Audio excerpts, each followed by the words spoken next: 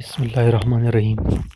سامعین، آج ہم شروع کرتے ہیں عرب کی اخلاقی حالت سے، یعنی بعثت رسول سے پہلے عرب کی اخلاقی کیا حالت تھی، اس کے تذکرے سے ہم اپنا آج کی قسط کا اجرا کرتے ہیں۔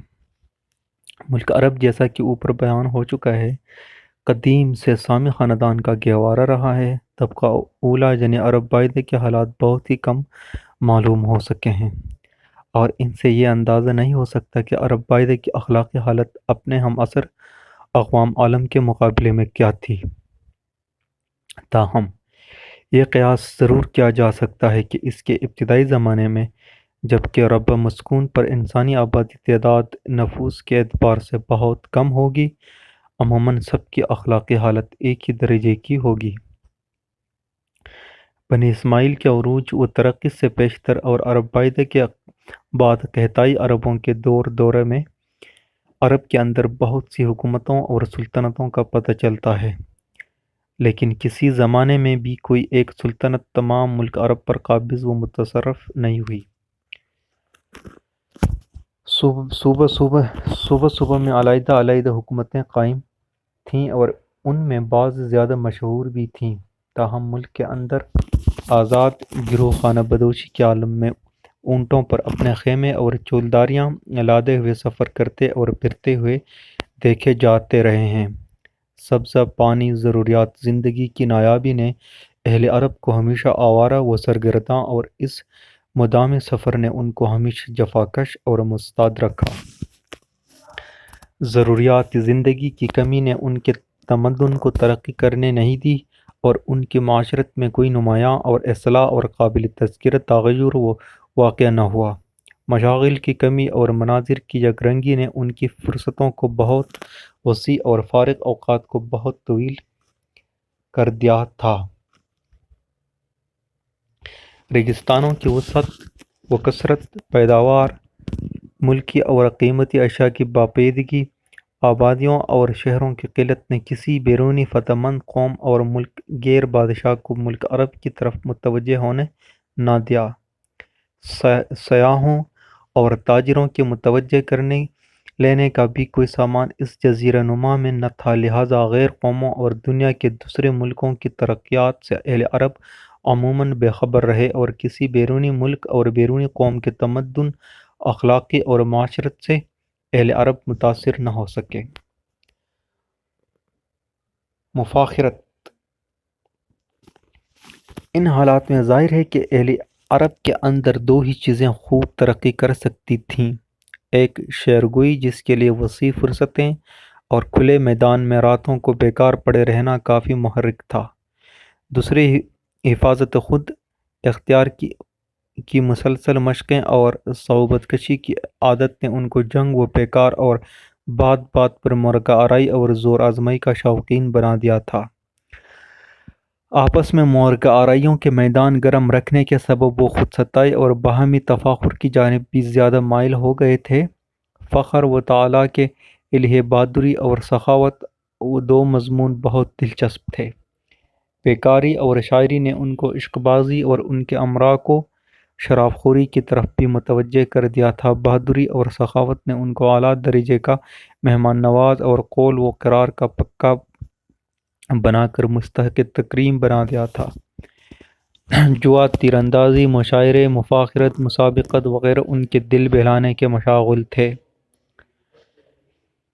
غرض کہ عرب والوں کے اخلاق ملک عرب اور اس کی آب و ہوا کے بے ساختہ طور پر مرتب کر دیے گئے تھے۔ عرب باعث کی طرف حضرت ہود علیہ السلام اور حضرت صالح علیہ السلام وغیرہ کئی نبی مبعوث ہوئے، اور ان انبیاء کی نافرمانی کا نتیجہ یہ ہوا کہ وہ تمام ہلاک و برباد ہوا۔ دوسرے طبقے یعنی قحطائی عربوں کی طرف بھی بعض ہادی مبعوث ہوئے، اور اہل عرب بہت کم ان کی طرف متوجہ ہو سکے۔ چنانچہ نافرمانیوں اور سرکشیوں کی پاداش میں بار بار ان پر ہلاکتیں وارد ہوئیں۔ اس ملک کے باشندوں کی سرکشی و آزاد مزاجی نے ان کی تعلیمات انبیاء سے بھی زیادہ مستفیض نہ ہونے دی۔ حضرت ابراہیم علیہ السلام اور حضرت اسماعیل علیہ السلام پر بھی اس ملک کے تھوڑے سے آدمی ایمان لائے تھے۔ دین و مذہب کے معاملے میں ان کے فخر، نسب اور خود ستائی نے ان کو اپنے نسبی بزرگوں کی مدد سرائی پر متوجہ کر کے بآسانی مشاہیر پرستی پر آمادہ کر کے اور بالآخر انہی کے ناموں کے بتوں کی پوجا کا عادی بنا دیا تھا۔ بت پرستی نے ان کو اوہام پرستی اور عجیب عجیب حماقتوں میں مبتلا کر دیا تھا۔ جب قحطائی قبائل کا زور ملک میں کم ہونے لگا اور بنی اسماعیل یا عدنانی قبائل نے زور پکڑنا شروع کیا تو قبیلہ خزاعہ کی مکہ پر چڑھائی اور قبیلہ جرہم کی شکست نے عدنانی قبائل کو اطراف ملک میں پریشان و آوارہ کر کے حجاز میں بنی اسرائیل کے ابھرتے ہوئے زور کو سخت صدمہ پہنچایا، اور نتیجہ یہ ہوا کہ ملک کے ہر حصے اور ہر صوبے میں عدنانی و قحطائی قبائل ایک دوسرے کے ہمسر و مد مقابل نظر آنے لگے، اور اس طرح تمام جزیرہ نماء عرب میں آزاد مطلق العنان چھوٹے چھوٹے قبائل کے سوا کوئی بڑی اور قابل تذکرہ حکومت باقی نہ رہی۔ اگرچہ ملک عرب کی بڑی بڑی سلطنتیں بھی طوائف الملوکی سے زیادہ حیثیت نہ رکھتی تھیں، اور کسی عربی بادشاہ کی حکومت اپنی رعایا پر ایسی بھی نہ تھی جیسی کہ فارس کے کسی معمولی سی جاگیردار یا اہلکار کی باشندگان فارس پر ہوتی تھیں۔ تاہم اس طوائف الملوکی کی اور قبائل کی آزادی کے زمانے میں ملک عرب کے اندر بدتمیزیوں، ناہنجاریوں، بد اخلاقیوں نے اور بھی زیادہ تیز رفتاری کے ساتھ ترقی کی، اور یہ ترقی اپنی پوری تیز رفتاری اور زبردست طاقت کے ساتھ اس وقت تک جاری رہی جب تک اس تاریک تر ملک عرب میں آفتاب اسلام طلوع ہوا۔ اہل عرب کی بڑی تعداد خانہ بدوشی کی حالت میں رہتی تھی، اور بہت ہی تھوڑے لوگ تھے جو قصبوں اور آبادیوں میں مستقل سکونت رکھتے تھے۔ اہل عرب کو اپنے نسب کے سلسلے یاد اور محفوظ رکھنے کا بہت شوق تھا۔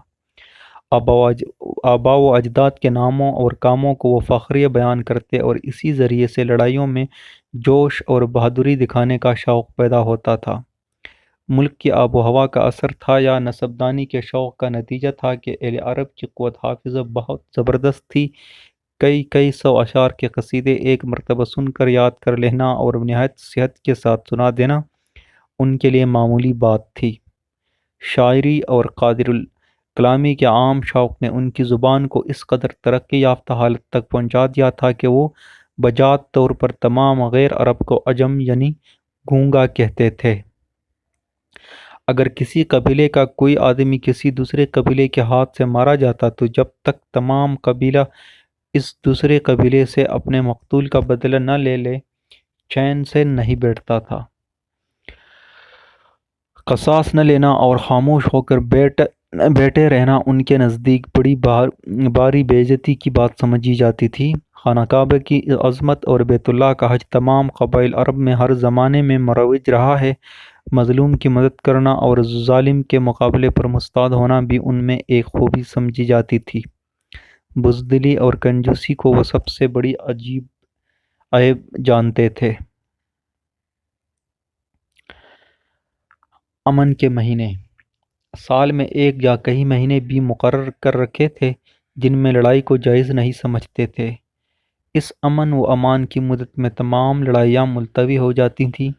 انہی ایام میں خانہ کعبہ کی حج اور زیارت کو جاتے، انہی ایام میں بڑے بڑے میلے لگتے اور معاشرے منعقد ہوتے، انہی ایام میں تجارت کاروبار کی سہولتیں بھی بہم پہنچا لیتے تھے۔ مندرجہ بالا سطور سے اہل عرب کی خوبیوں اور ان کے اخلاق فاضلہ کا اندازہ ہو سکتا ہے۔ بس یہی خوبیاں ان کے اندر موجود تھیں جو مذکورہ بیان میں سب کی سب ظاہر کر دی ہیں۔ اب ان کے دوسرے پہلو کو بھی معائنہ کرنا چاہیے۔ دین و مذہب ظہور اسلام سے پیشتر اہل عرب کے دین و مذہب کی یہ حالت تھی کہ بعض قبائل نہ خالق کے قائل تھے نہ جزا و سزا کے۔ بعض خالق کو مانتے تھے لیکن جزا و سزا اور قیامت کے منکر۔ زیادہ تعداد میں بت پرست اور ستارہ پرست تھے۔ بعض قبائل میں آتش پرستی بھی رائج تھی۔ خانہ کعبہ کو بت پرستی کا مرکز بنا رکھا تھا اور 360 بت کعبے میں رکھ چھوڑے تھے۔ شام کی طرف آ کر مدینہ اور اس کے نواح میں کچھ یہودی بھی آباد ہو گئے تھے، اور یہودیوں کی یہ آبادی حضرت موسیٰ علیہ السلام کی وفات کے چند روز بعد ہی سے تھی۔ ان یہودیوں میں بنی قریظہ، بنی نذیر، بنی قینقاع وغیرہ مشہور قبائل تھے۔ کچھ عیسائی بھی ملک عرب میں آباد تھے۔ غسان اور نجران میں عیسائی لوگ آباد تھے۔ کچھ لوگ قبیلہ قزاع کے بھی عیسائی ہو گئے تھے۔ بت پرستی ملک عرب میں ہر جگہ اعلانیہ ہوتی تھی۔ آن حضرت صلی اللہ علیہ وسلم سے 400 سال قبل شاپور بادشاہ فارس کے زمانے میں عمر بن لہی بن حارث سب بن عمر القیس بن ثعلبہ بن مازن بن ارد بن کلہان بن بابلیون بن سبا نے، جو حجاز کا بادشاہ تھا، سب سے پہلے خانہ کعبے کی چھت پر حبل نامی بت رکھا تھا، اور مقام زمزم پر اصحاف اور نائل 2 بت رکھے اور لوگوں کو ان کے پوجنے کی ترغیب دی۔ یہ عمر بن لہی قیامت کا منکر تھا۔ بغوث، یعوق، نصر، 2 سوا وغیرہ بہت سے بت تھے جو قبیلوں میں بٹے ہوئے تھے، یعنی ہر قبیلہ اپنا جدا بت رکھتا تھا۔ 2 مرد کی صورت تھا،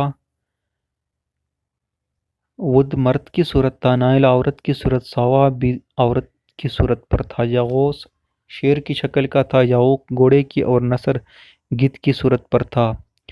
طلسم اور جدیس دونوں کا ایک بت تھا۔ قبیلہ کلب 2 کی پرستش کرتا تھا، جس کا مقام دومت الجندل تھا۔ بنی تمیم تیم کے پرستار تھے، اور قبیلہ حزیل سوا کا مزحج اور قبائل یمن یغوث پوجتے تھے، اور مقام حمیر میں ذی الکلاہ نصر کی عبادت کرتے تھے۔ ہمدان، یعوق اور بنی ثقیف شہر طائف میں لات کی پوجا کرتے تھے۔ بنی ثقیف کی ایک شاخ بنی مغیث لات کے دربان مقرر تھے۔ قریش اور بنی کنانہ عزا کے پجاری تھے۔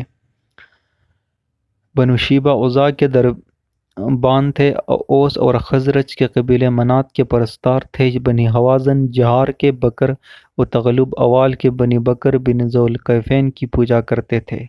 مذکورہ بتوں کے علاوہ جریش، شارق، آئم، مدان، عوف، مناف وغیرہ بہت سے مشہور بت ہیں، جن میں سے ہر ایک کسی نہ کسی قبیلے کا معبود تھا۔ خانہ کعبہ میں جب بت پرستوں کا اجتماع ہوتا تھا، ان مقررہ ایام میں اگر کوئی عرب خانہ کعبہ یعنی مکہ تک نہ جا سکتا تھا تو ایک پتھر کو، جس کو دوار کہتے تھے، نصب کر دیتا اور اس کی گرد طواف کرتا۔ ملک عرب میں خانہ کعبہ کی طرح اور بھی بت پرستی کے کئی مراکز تھے۔ نہتفان نے ایک مکان بالکل خانہ کعبہ کے مشابہ بنا لیا تھا اور اس کا نام لیس رکھا تھا۔ اس کا بھی حج ہوتا تھا۔ بنی حسم نے بھی ایک مکان بنوایا تھا، اس کا نام ذو الخلصہ تھا، اس کا بھی حج کرتے تھے۔ جبل احد کے قریب ایک معبد سعیدہ کے نام سے مشہور تھا، عرب کے بت پرست اس کا بھی حج کرتے تھے۔ ربیہ کا معبد ذو القبات تھا، اس کا بھی طواف کیا جاتا تھا۔ نجران میں بھی ایک قبیلہ دارمند رہتا تھا جو 300 کھالوں سے بنایا گیا تھا۔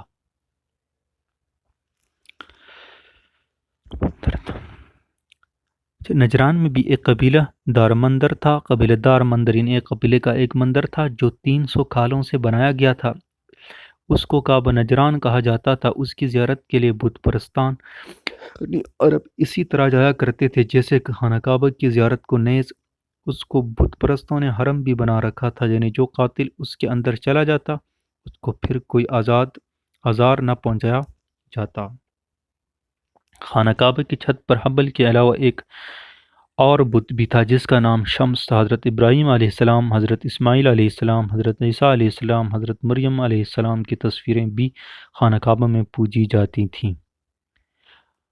قربانی: بت پرست لوگ جب حج کو آتے تو قربانی کے لیے اونٹ بھی لاتے جن کو بتوں پر چڑھایا جاتا۔ ان اونٹوں کے گلے میں جوتا باندھ کر لٹکا دیتے اور ان کے کوہان کو زخمی کر دیتے تھے، جو علامت اس بات کی تھی کہ یہ قربانی کا اونٹ ہے۔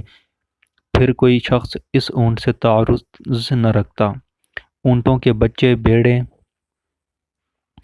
اور مختلف چوپائے بتوں پر قربان کیے جاتے تھے۔ بعض قبائل ان پر آدمی کی قربانی بھی چڑھا دیتے تھے۔ بعض مورخین کا قول ہے کہ عرب کے بت پرست توحید کے قائل تھے اور اللہ کو ایک جانتے تھے۔ ان بتوں کی پرستش وہ یوں کرتے تھے یا یہ سمجھ لیجئے کہ یہ بارگاہ الہی میں ان کے سفارشی ہیں۔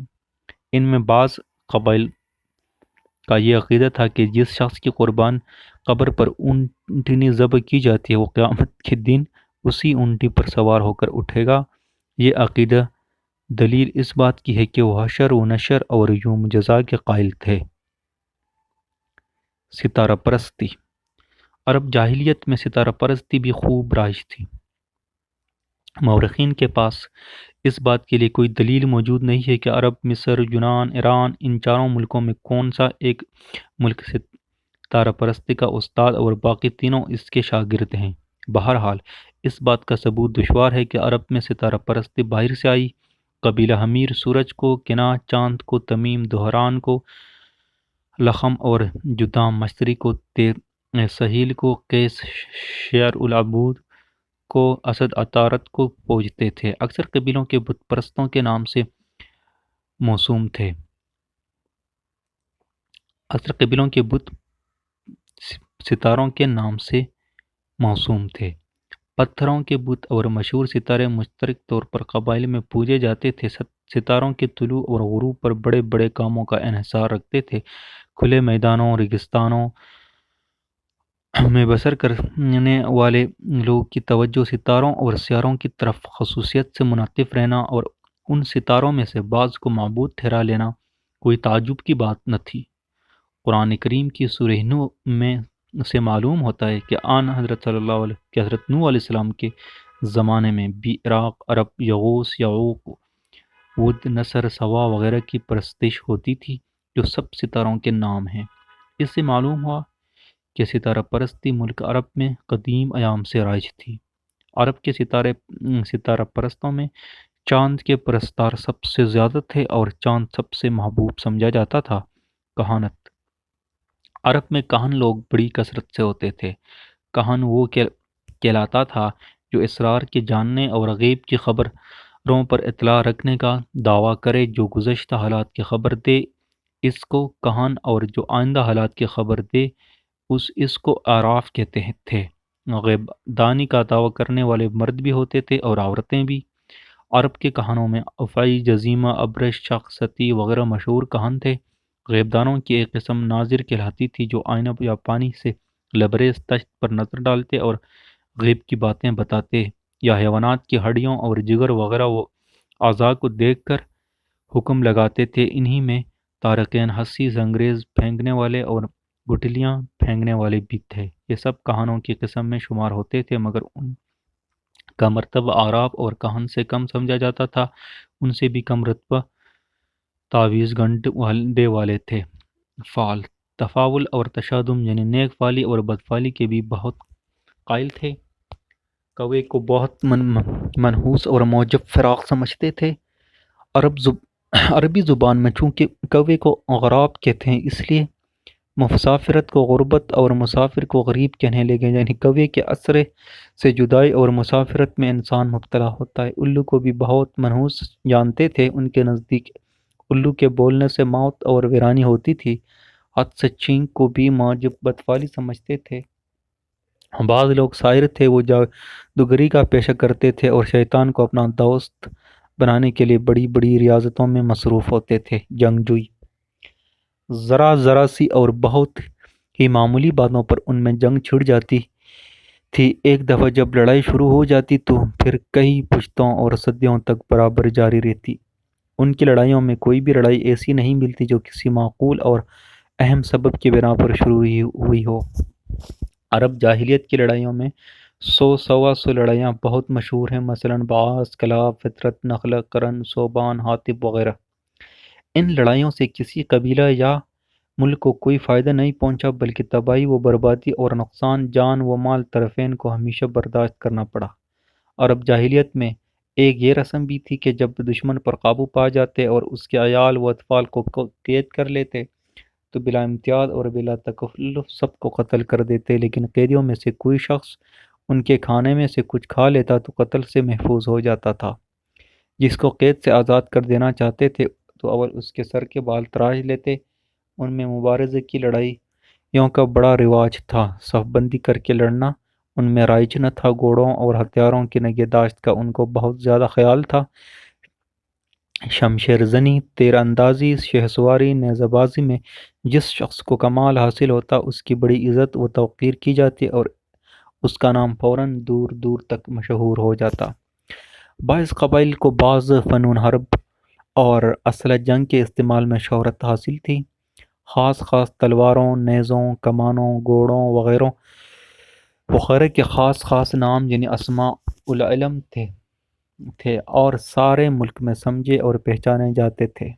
مثلاً حرث بن ابی شمر غسانی کی تلوار کا نام خزوم تھا، عبد المطلب بن ہاشم کی تلوار کا نام عطشان اور مالک بن زبیر کی تلوار کا نام ذو النون تھا۔ یہ سب کچھ دلیل اس امر کی ہے کہ عرب کے لوگ جنگ و قتال کے بے حد شائق تھے۔ یہی وجہ ہے کہ گھوڑے اور تلوار کے نام عربی زبان میں 1000 تک بتائے جاتے ہیں۔ عشق بازی۔ عرب جاہلیت میں پردے کا مطلق رواج نہ تھا، ان کی عورتیں آزادانہ مردوں کے سامنے آتی تھیں۔ مشاغل اور ضروریات زندگی کی کمی، آزاد مزاجی اور شاعری و مفاخرت نیز ملک کی گرم آب و ہوا نے یہ مرض بھی ان میں پیدا کر دیا تھا۔ ان میں وہ آدمی کمینہ اور ذلیل سمجھا جاتا تھا جس کو کسی عورت سے کبھی عشق پیدا نہ ہوا ہو۔ عرب کے بعض قبائل اپنے عشق بازی کی وجہ سے مشہور تھے، مثلاً بنی عذرہ کے عشق کی یہاں تک شہرت تھی کہ عشق من بنی عذرہ کی مثل مشہور ہے، یعنی فلاں شخص بنی عذرہ سے بھی زیادہ عاشق مزاج ہے۔ ایک عربی کسی نے پوچھا کہ تو کس قوم سے ہے؟ اس نے جواب دیا میں ایسی قوم میں سے ہوں کہ جب وہ عاشق ہوتے ہیں تو ضرور مر جاتے ہیں۔ اس کلام کو ایک لڑکی سن رہی تھی، وہ کہنے لگی ازری و رب الکعبۃ، و رب کعبہ کی قسم تو ضرور ازری ہے۔ شاعری۔ عرب جاہلیت میں ایسا کوئی شخص نہ تھا جس کو شاعری کا سلیقہ نہ ہو۔ مرد، عورت، بچے، بوڑھے، جوان سب کے سب تھوڑے بہت شاعر ضرور ہوتے تھے، گویا وہ ماں کے پیٹ سے شاعری اور فصاحت لے کر پیدا ہوتے تھے۔ ان کی شاعری عموماً فی البلدیہ ہوتی تھی، سوچنے، غور کرنے، مضمون تلاش کرنے کی ان کو ضرورت نہ تھی۔ ان کو اپنی فصاحت اور قادر الکلامی پر اس قدر غرور تھا کہ وہ ساری دنیا کو اپنے آگے گونگا جانتے تھے، مگر قرآن کریم نے نازل ہو کر اہل عرب کے غرور، فصاحت و بلاغت کی ایسی کمر توڑی اور ان تمام فصیح وقادر الکلام اہل عرب کو قرآن کریم کے مقابلے پر ایسا نیچے دیکھنا پڑا کہ رفتہ رفتہ اہل عرب کا غرور، فصاحت جاتا رہا اور سب کو کلام الہی کے آگے سر تسلیم خم کرنا پڑا۔ سالانہ میلوں، تقریبوں اور حج کے موقعوں پر جس شخص کا قصیدہ مجلس مشاعرہ میں سب سے زیادہ بہتر قرار دیا جاتا تھا، وہ فوراً سب سے زیادہ عزت و عظمت کا وارث بن جاتا تھا۔ شاعروں کی عزت ان کے نزدیک بہادر سپہسالاروں اور بادشاہوں کے مساوی بلکہ ان سے زیادہ ہوتی تھی، اور حقیقت یہ ہے کہ قبیلوں کو لڑا دینا، قبیلوں کو غیر معمولی بہادر بنا دینا، لڑائی کو جاری رکھنا یا اس کو ختم کر دینا اس کے بائیں ہاتھ کا کام تھا۔ بہترین قصائد خانہ کعبہ پر لکھ کر لڑکا دیے جاتے تھے، چنانچہ ایسے 7 قصیدے جو 7 معلقات کے نام سے مشہور ہیں، امراء القیس بن حجر کندی، زبیر بن ابی سلمہ مزنی، لبیدہ بن ربیعہ، عمر بن کلثوم عنترہ، حبسہ وغیرہ کے مصنفات تھے۔ شکار کا شوق۔ عرب جاہلیت کو شکار کا بہت شوق تھا، اسی لیے عربی زبان میں شکار کے متعلق بہت زیادہ اصطلاحیں موجود ملتی ہیں۔ جو شکار داہنی طرف سے آ کر دائیں طرف چلا جاتا ہے اس کو سہنے، اور جو بائیں طرف سے آ کر بائیں طرف چلا جاتا اس کو باری کہتے تھے۔ جو شکار سامنے سے آتا اس کا نام ناتے، اور جو پیچھے سے آتا اس کا نام قائد تھا۔ شکاری کی کمین گاہ کا نام کرہ، اور شری کے شکار کے غرض سے جو گڑھا کھودا جاتا اس کا نام ذبیہ۔ شکار کی طرف داؤں کرتے ہوئے پیٹ کے بل زمین سے چمٹے ہوئے جانے کو تلبد، اور شکاری کے محروم واپس آ جانے کو اخناق کہتے تھے۔ وہ جس چیز کو شکار کر لیتے اس کا گوشت بلا تکلف کھاتے، خواہ وہ حرام ہو یا حلال۔ اسلام نے حرام و حلال کی قیود اور شکار کے لیے پابندیاں قائم کی۔ لباس و طعام، ملک عرب میں نہ ریشم پیدا ہوتا ہے نہ کپاس۔ یہ چیزیں اگر بعض صوبوں میں پیدا ہوتی ہیں تو بہت قلیل مقدار میں اور ملکی ضروریات کے لیے ناکافی۔ یمن میں قدیم ایام سے پارچہ بافی کا رواج ہے۔ عام طور پر اہل عرب کا لباس بہت ہی سادہ رہا ہے۔ گاڑے کے کرتے میں چمڑے کے پیوند لگا کر پہننا معمولی بات تھی۔ بعض اشخاص چمڑے کے چھوٹے چھوٹے ٹکڑوں کو سوئی کے ٹانکوں سے جوڑ کر چادر بنا لیتے تھے، اور یہ چادر بلا تکلف اوڑھنے اور بچھانے کے لیے کام آتی تھی۔ اونٹ اور بیڑے کے بالوں سے بھی کپڑے بنے اور تیار کیے جاتے تھے، اور زیادہ تر انہی کمبلوں کے خیمے اور فرش بنائے جاتے تھے۔ ڈھیلے ڈھیلے اور نیچے کرتے تہ بند اور سر پر رومال یا عمامہ کا رواج تھا۔ عود، عنبر، لوبان، کافور، خوشبویات سے بھی وہ واقف تھے۔ اہل عرب کی خوراک بھی بہت سادہ اور بے تکلفانہ ہوتی تھی۔ خراب اور بدمزہ کھانوں پر بھی وہ قناعت کر لیتے تھے۔ گوشت کو سب سے زیادہ قیمتی اور لذیذ غذا سمجھتے تھے۔ دودھ، گوشت اور چینیاں وغیرہ غلہ عام طور پر تمام ممالک کی غذا تھی۔ پنیر، ستو، کھجور، روغن، زیتون، ہریرا وغیرہ کا بھی استعمال کرتے تھے۔ ٹڈیاں بھی جو اس ملک میں بکثرت ہوتی ہیں کھاتے تھے۔ آٹے کو چھلنی میں چھاننے کا رواج عام نہ تھا، بلا چھنے ہوئے آٹے کی روٹی پکا کر کھاتے تھے۔ سوسمار بھی پکا کر خوب مزے سے کھاتے تھے۔ کھانا کھانے کے آداب بھی بہت ادنیٰ درجے کے تھے، جن کا اندازہ ان احکام نبی صلی اللہ علیہ وسلم سے بخوبی ہو سکتا ہے جو کھانے پینے کے متعلق احادیث میں موجود ہیں، اور جن میں بہت سی بدتمیزیوں سے منع کیا گیا ہے، اور انسان کو دسترخوان پر بسیار خوری، بے شرمی، کثیف المزاجی اور اناب شناب باتوں سے باز رہنے کی تاکید کی گئی ہے۔